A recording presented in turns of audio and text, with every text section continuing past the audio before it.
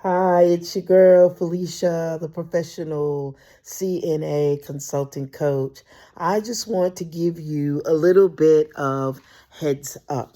So, I'm going to be coming to you with some information about the crucifixion, and you're going to see how all of this ties into different things I've been talking to you about as far as President Donald Trump, talking to you about the Postal Service, speaking out on the hangings that we've recently learned about, and so many other topics as it refers not only to just humanity, but specifically to Black people. So I want you to go ahead and start preparing yourself by reading in Hebrews 13, John 19, and if you will, use the reference scriptures that go along with that. Just to give you a little heads up so you have a little understanding about what's being talked about. So this is going to be done in segments. It can't all be done at the same time because I'll be coming to you by way of, short videos. And then at some point, I will go live and give you an opportunity to hear it more in depth.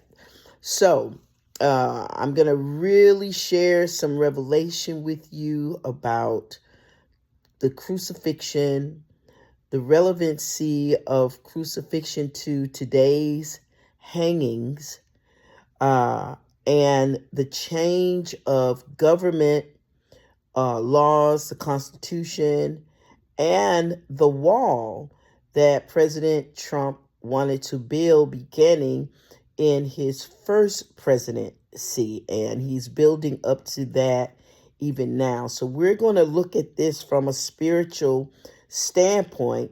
So, as Black people and those who stand with us, who are of other races, can get a good grip, a good handle on the direction that you need to guide your intercession. How to interrupt this process that, although this process may bring some type of benefit to it, we need to make sure that it's not bringing the intentional benefits that aren't beneficial to we, the people. And so we want to get the correct spiritual understanding so that you know how to pray, so that you can see things from a different perspective and understand why it's happening and why we should not allow it to happen without being vocal, without being steadfast in our intercessory prayer on these specific topics. I'll also be coming to you in different segments, sharing some information and formulas with you on how to intercede, how to pray.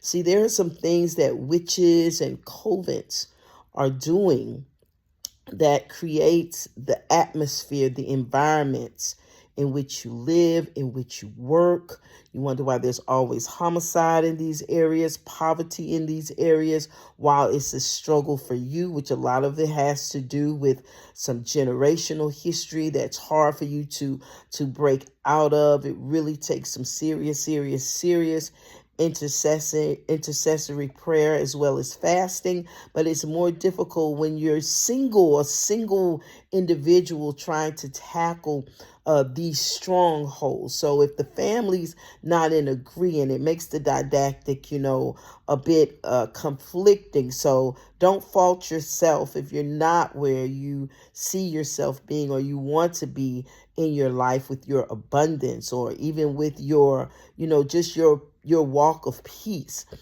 Don't blame yourself. You've done all that you know to do, can do, but God's gonna provide a little bit more knowledge to help you move a step further. So if we gotta be like an inchworm to get there, then as long as we have breath in our bodies, we'll just be that inchworm, knowing that we will get to that place that God has for us to be. God bless you. Know that I love you with the love of the Lord. And we're not going to worry about shame and blame, but what we are going to worry about is reaching it to success.